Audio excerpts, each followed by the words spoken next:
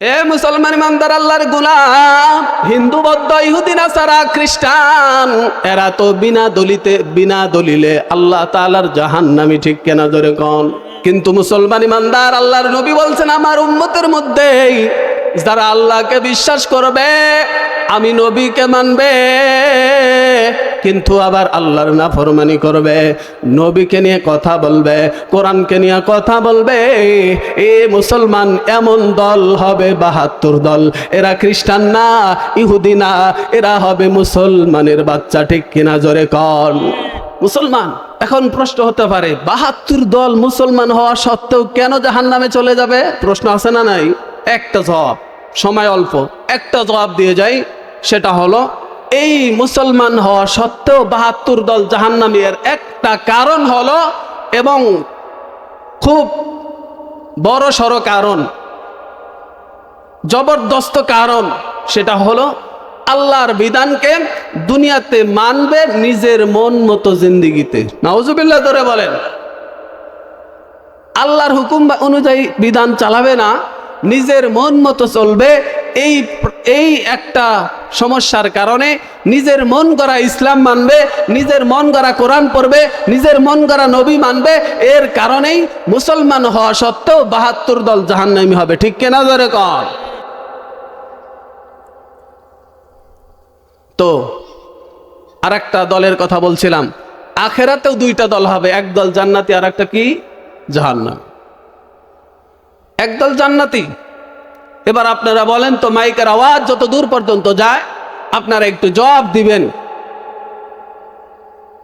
আপনারা সকলেই কোথায় যাইতে চান? জাহান্নামীর দলে না জান্নাতীদের দলে? জোরে বলেন। জান্নাতীদের দলে। আলহামদুলিল্লাহ, জোরে বলেন। জান্নাতের দলে যদি যাইতে চান তাহলে আপনার দুইটা কাজ লাগবে। কয়টা কাজ? একটা আয়াতে কারিমা আপনাদের সামনে তেলাওয়াত করেছি শুরুতে, ওইখানে আল্লাহ তাআলা দুইটা কাজ করার কথা বলতেছেন। এই দুই গুণ যাদের মাঝে থাকবে এরা জান্নাতে চলে যাবে। শুধু তাই নয়, জান্নাতুল ফেরদাউস পাবে। সুবহানাল্লাহ বলেন। আল্লাহ তাআলা বলতেছেন, ইন্নাল্লাযীনা আমানু ওয়া আমিলুস সালিহাত, আল্লাহু আকবার, কানাত লাহুম জান্নাতুল ফিরদাউসি নুসুলা খালিদিনা ফিহা লা ইয়াবগুনা আনহা হিওয়ালা।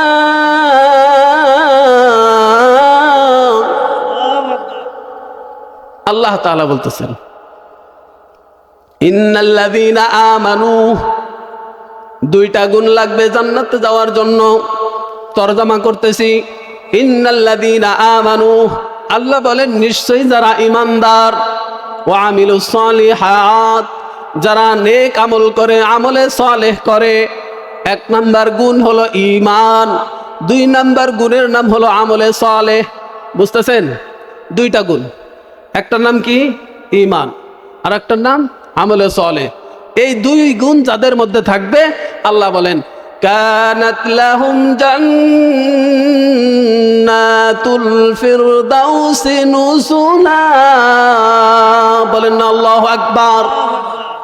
মুসলমান ইমানদার আল্লাহর গোলাম যারা নাকি ইমানদার হবে, যারা আল্লাহর কাজ করবে, কথায় আল্লাহকে খুশি করার জন্য আমলে সালেহ করবে, নেক আমল করবে, এদের জন্য আল্লাহ তাআলা রেখে দিয়েছেন, প্রস্তুত করে রেখেছেন জান্নাতুল ফেরদাউস। সুবহানাল্লাহ বলেন। জান্নাতুল ফেরদাউস, খালিদিনা ফিহা, সেখানে তারা চিরকাল অবস্থান করবে, লা ইয়াবগুনা আনহা হিওয়ালা, সেখান থেকে কখনো বের হবে না। সুবহানাল্লাহ বলেন।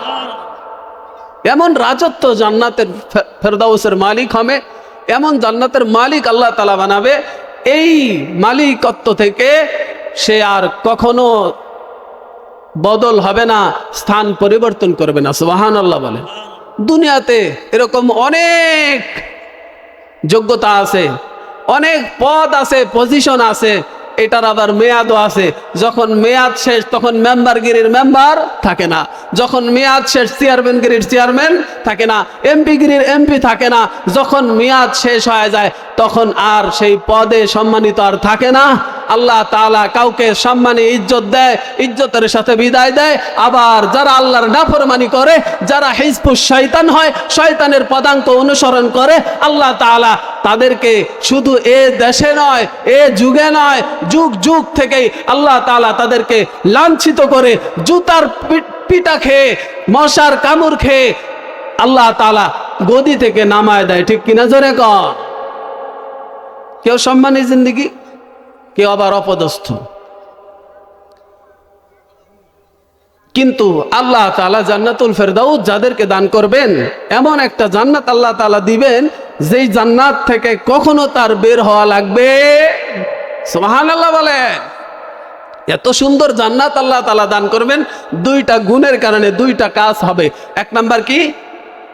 ইন্নাল্লাযীনা আমানু, নিশ্চয়ই যারা ঈমানদার। ঈমানদার কারে কয়? যে আল্লাহকে বিশ্বাস করে না, শয়তানের রাস্তায় চলে, তারে ঈমানদার কয় না। না না, ঈমানদার তারে বলা হয় যারা না দেখে আল্লাহকে বিশ্বাস করে, যারা নবীর উপরে ঈমান রাখে, নবীর তরিকা অনুযায়ী জীবনকে পরিচালনা করে।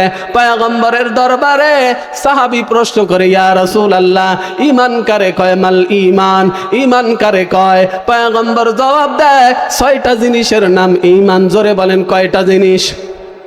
আল্লাহর নবী বলতেছেন, আমানতু বিল্লাহ ওয়া মালাইকাতিহি ওয়া কুতুবিহি ওয়া রুসুলিহি ওয়াল ইয়াউমিল আখিরি ওয়াল কদরি খাইরিহি ওয়া শাররিহি মিনাল্লাহি তাআলা ওয়াল বা'সি বা'দাল মাউত। পয়গম্বর বলেন, সাহাবী, 6 জিনিসের নাম ঈমান। 1 নাম্বার আমানতু বিল্লাহ, আল্লাহর উপর ঈমান রাখা। ওয়া মালাইকাতুহু, ফেরেশতা আছে, ফেরেশতাদের, ওয়া মালাইকাতিহি, ফেরেশতাদের উপর ঈমান রাখা। ওয়া কুতুবিহি, আল্লাহর কোরআনকে বিশ্বাস করা। ওয়া রুসুলিহি, নবী রাসূলদেরকে বিশ্বাস করা। ওয়াল ইয়াউমিল আখিরি, পরকালের প্রতি বিশ্বাস করা।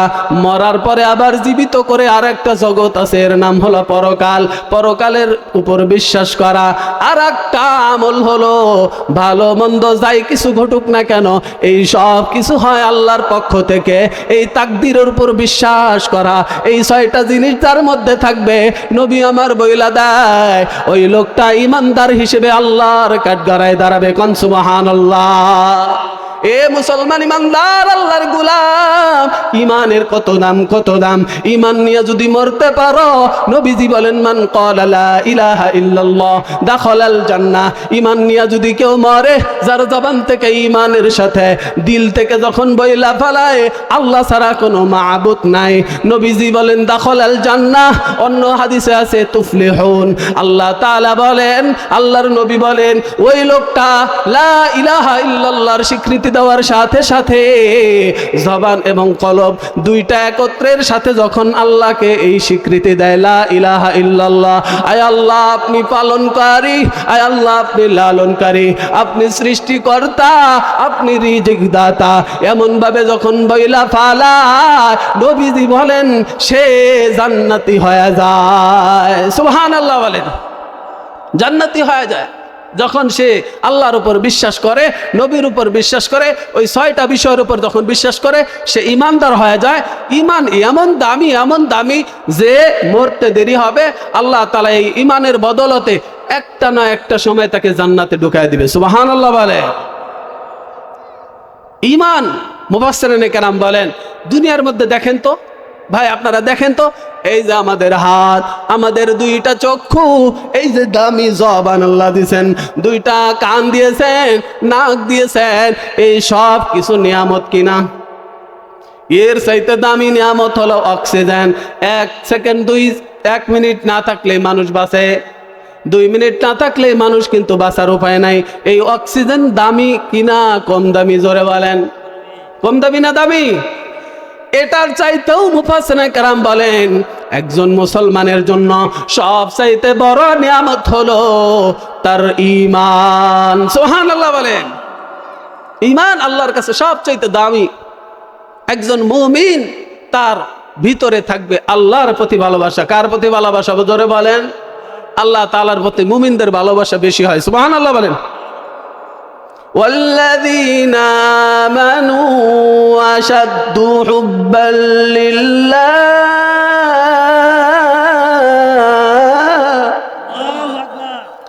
আল্লাহ তাআলা বলতেছেন যারা ঈমানদার হবে এই ঈমানদারের অন্তরে আল্লাহ তাআলার মহব্বতই বেশি হয়। সুবহানাল্লাহ বলেন।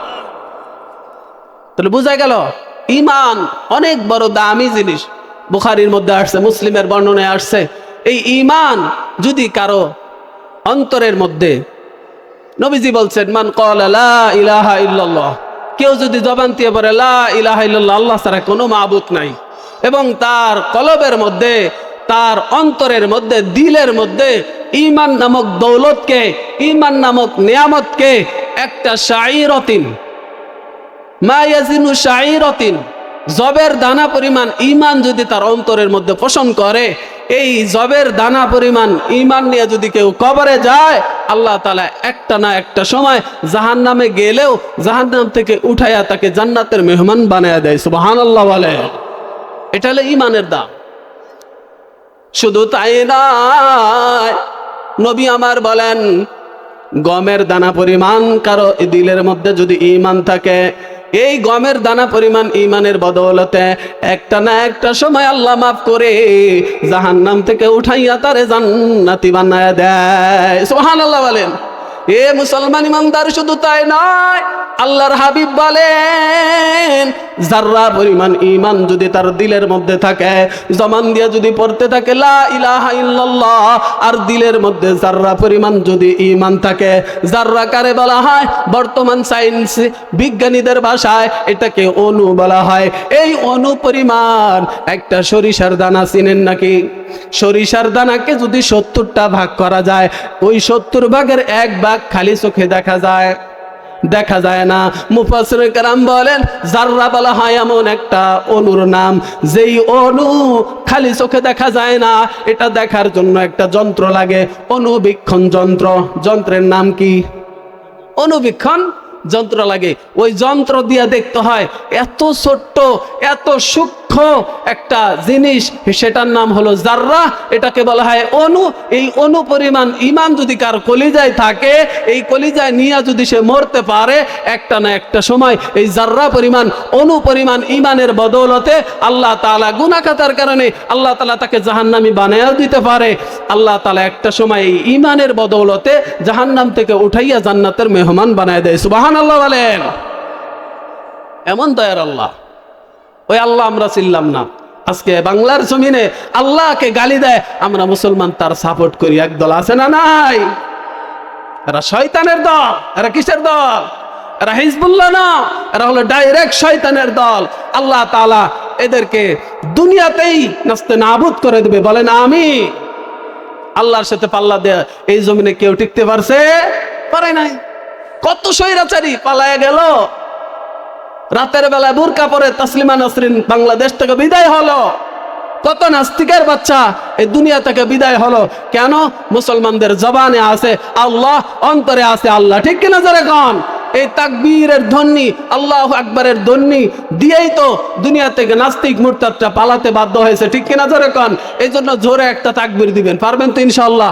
আমরা যে কয়জনই আছি দিল থেকে বিশ্বাস করে আল্লাহকে খুশি করার জন্য একটা নারায়ে তাকবীর দিতে রাজি আছেন ইনশাআল্লাহ? লিল্লাহি তাকবীর, লিল্লাহি তাকবীর। কোরআন হাদিস যেখানে, আলেম ওলামা যেখানে, গান বাজনা যেখানে, মাশাআল্লাহ। আপনারা দেখে তালে খুব ঠিক। আমি তো মনে করছি তালে তালে আপনারা বলবেন গান বাজনা যেখানে, আমরাও আছি ওখানে। নাউজুবিল্লাহ জোরে বলেন। গান বাজনা যেখানে হয় ওইখানে কোনো ইমানদার যার দিলে আল্লাহর ভয় আছে সে থাকতে পারে? কিন্তু কেন আমরা যাই? হ্যাঁ, যখন সে গান বাজনার দলে অংশগ্রহণ করে তখন ওই মানুষের দিলের মধ্যে ঈমান থাকে না।